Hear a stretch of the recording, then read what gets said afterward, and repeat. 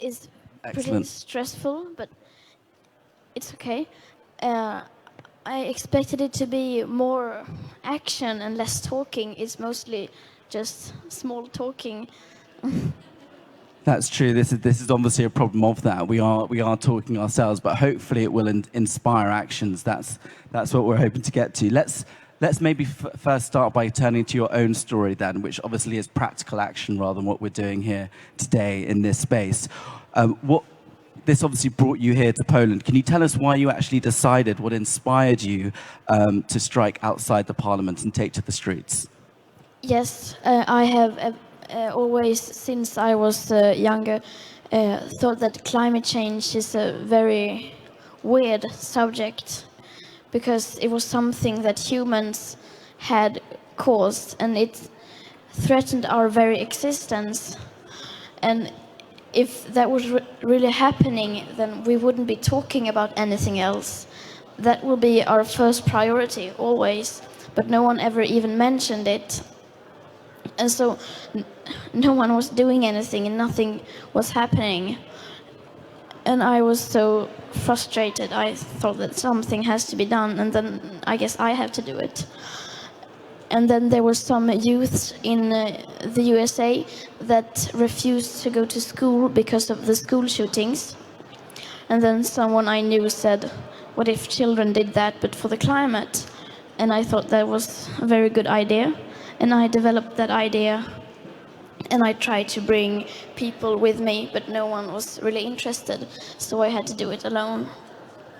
Well, we're very glad that you did. And obviously now that's inspired thousands of other school children actually across the globe to also take action, and not least in Australia, but also many other countries. Is this what you were hoping to accomplish with your strike, or are you hoping it goes even further than it already has done? I didn't have any expectations when I started. I thought that what happens, happens, and then I would just have to see how it turns out. But it was a huge response, and it spread very far, and people decided to do the same thing. And that was very amazing, of course, to, yeah. Yeah, I think climate change can often be quite a far away and distant concept that people obviously struggle to get their heads around. So I think bringing it into a tangible space like this where people could mobilize around a strike has been extremely effective. For those of us who are not in the know like myself, can you tell us what it was really felt like to protest on the streets, sitting outside Parliament? Did anyone ask you questions? Have people joined you subsequently?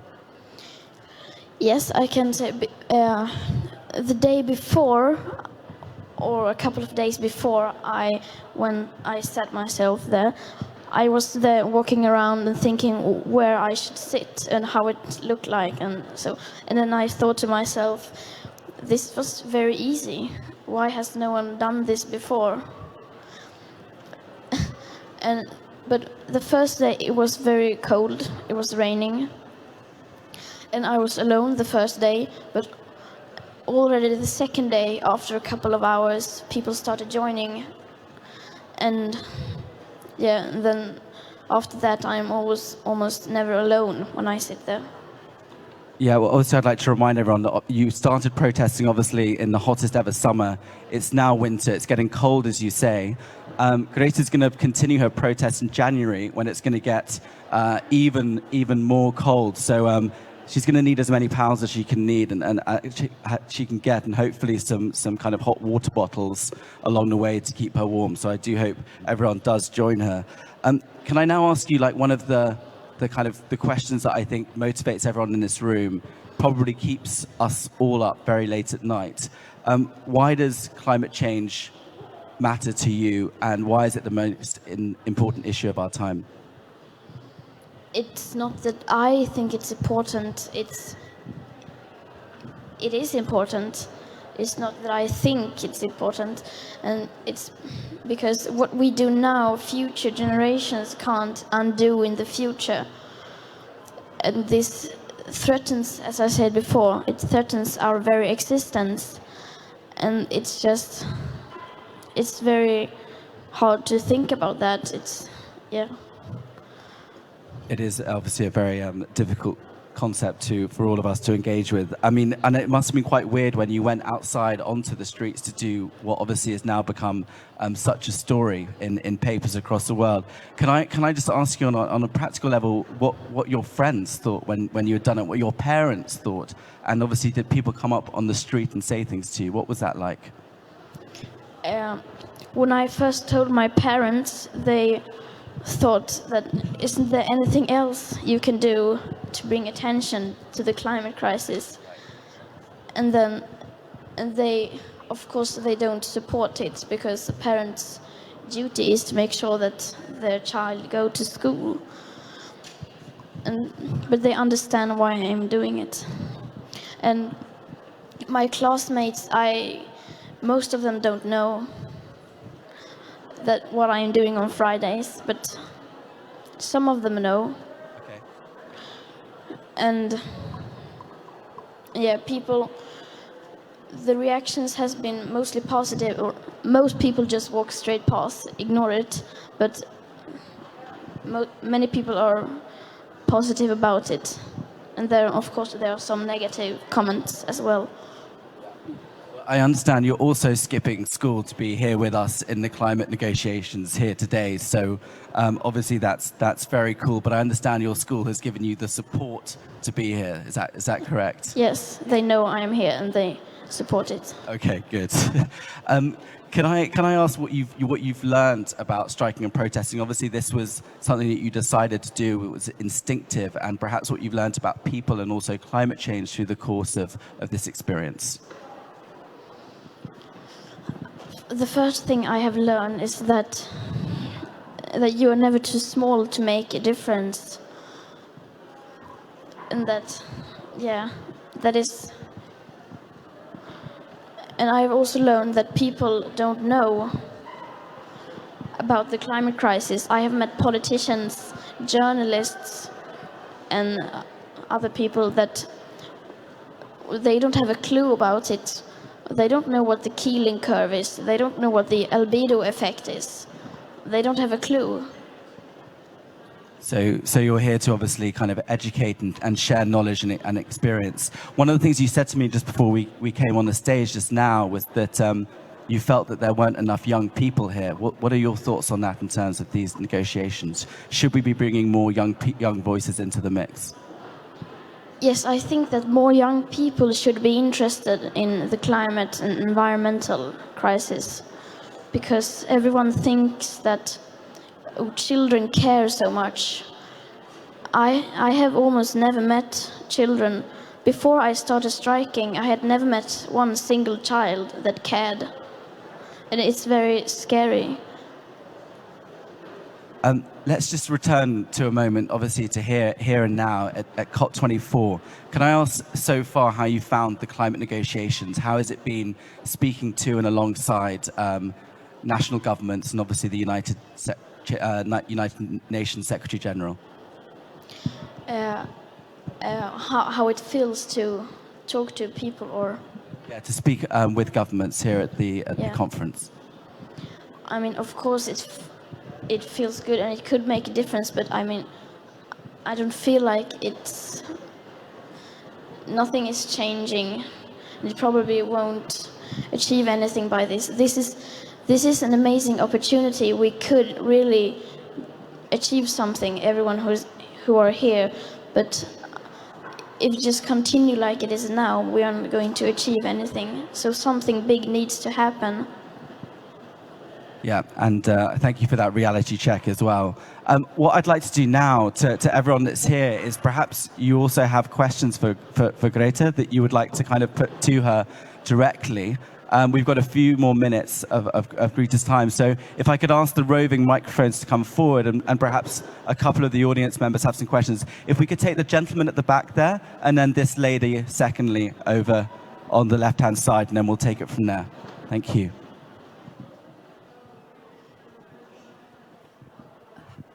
Hi, Greta.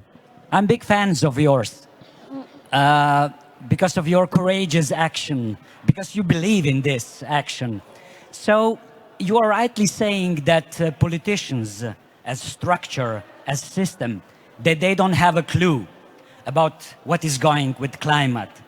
They don't even dream about what is happening with climate and what we need to do. What is your opinion about the politicians after having met quite some after 3 months of your strike? What do you think about the politicians today? Thank you. And good luck. Thank you. You too. The a politician's job is not to save the world or having radical climate politics. A politician's job is to win elections and get votes. And today you don't win elections and get votes by telling the truth about the environment and the climate. And so, but as I said, politicians, at least the ones I have met, they don't know. They come and ask me things they should know. They don't know the basics. And that is very scary that the politicians are not aware of the biggest crisis humanity has ever faced. Thank you for that, Greta. And I think the lady on the left has a question here. Hi, thank you, Greta. I'm a journalist, so for a long time I didn't have any clue of all that, and I studied for that, so now I've got a few clues for that. But my question is just for you, because you're quite young. How did you get informed about all that? Where did you discover what was happening to the planet and what was albedo was and everything? Can you just tell us? Yes, when I was younger, I found out about it, and I thought it was very strange that people said one thing and they did another thing. And then I started reading about it, and I found out more and more about it. And the more I read about it, the more I understood how emergent the situation was. And I read books, read articles, watched films, listened to podcasts and so on. And I have also talked to a lot of scientists and experts. Yeah, so different things. Thank you. Does anyone, it would be great to ask Greta a couple more questions if someone would like to do so. So just raise your hands, and if you, okay, this lady here. And if there's anyone else, then we'll go immediately over. And this gentleman on the left-hand side as well. Please, madam. So, hi Greta, my name is Sofia. We already met. So I just want to ask you, what do you think that we should do as journalists or civil society here at the COP or in the world to change the climate situation?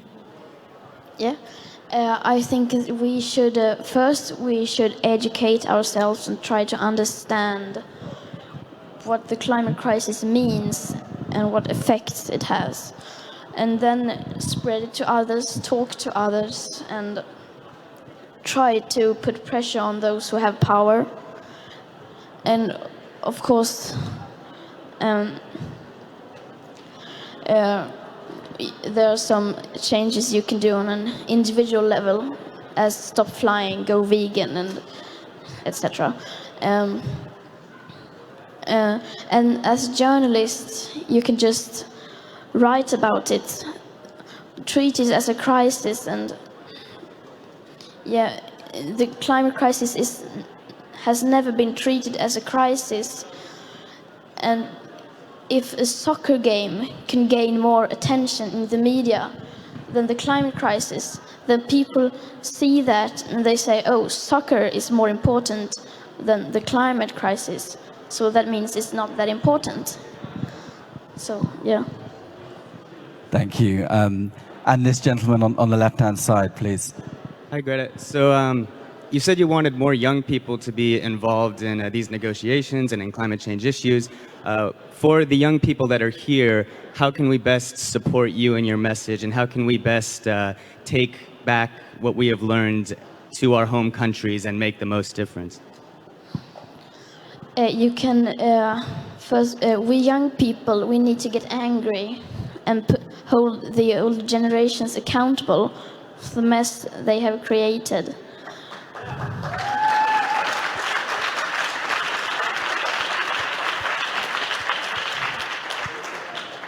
And And we must realize that our future is on the line. And we need to make our voices heard. Yeah.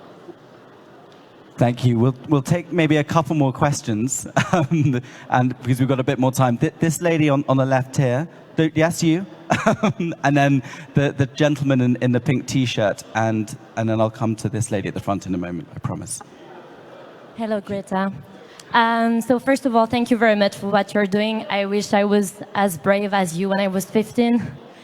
My question is, what would you tell to older generations? Because I read a couple articles, and I saw that I agree with you on the fact that older people somehow they don't look forward after like 2050 or this kind of thing, because for young generations it's our future. So of course I think that we should all be concerned, and I am myself very concerned, and I admire you, and I really admire you somehow.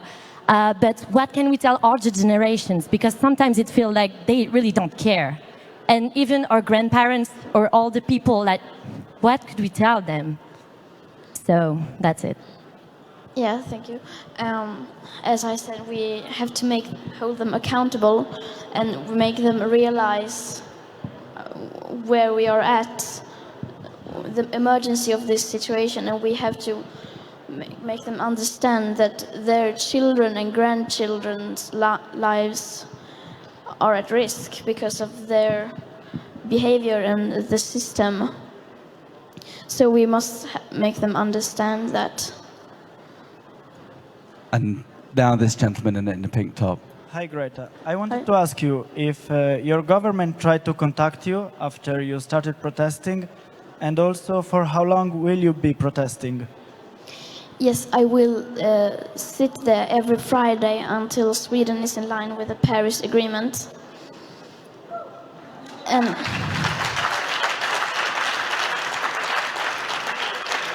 Thank you. And Sorry, go on, Greta. yeah, and I will make it fast. And some politicians have come talk to me, but most haven't. And yeah, some from the government. Yep. I actually wanted to have a couple more questions, if that's okay, if you've got time.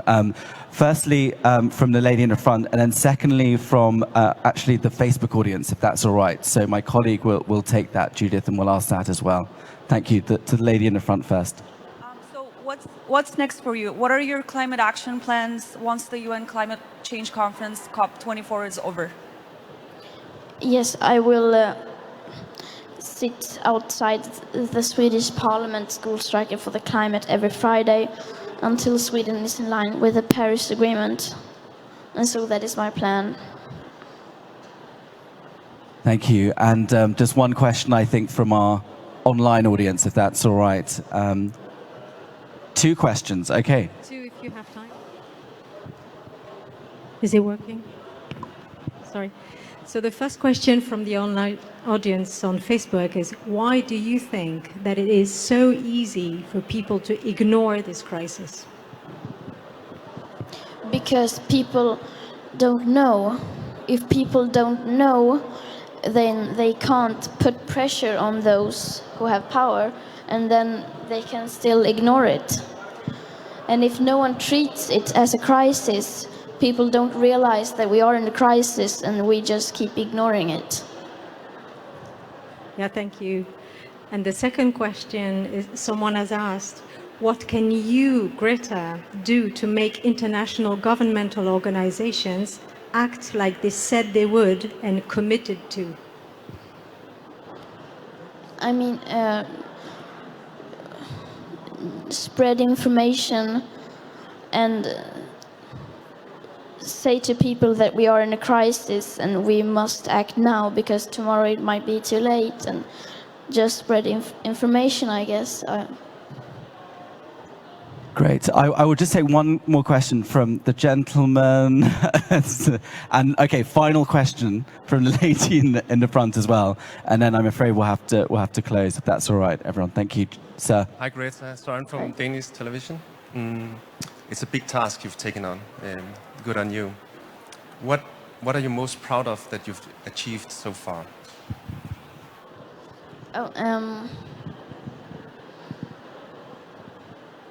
I don't know, maybe that I have that people have started talking about it more, maybe. And sometimes people come up to me and say, "Oh, thanks to you, I have stopped flying and I have sold my car," and so that is very inspiring. Thank you.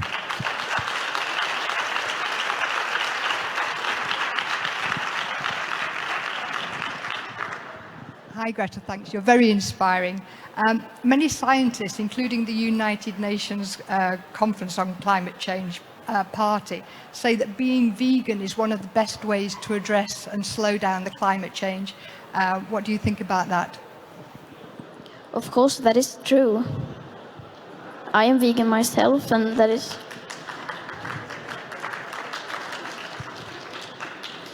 one of the best ways you can do to reduce your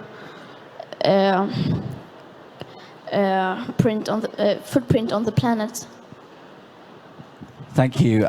I think I'm unfortunate that closes the event today. I'm sure you can maybe speak to Greta afterwards. She's going to be around for a few more days. So thank you for joining us today at the Action Hub.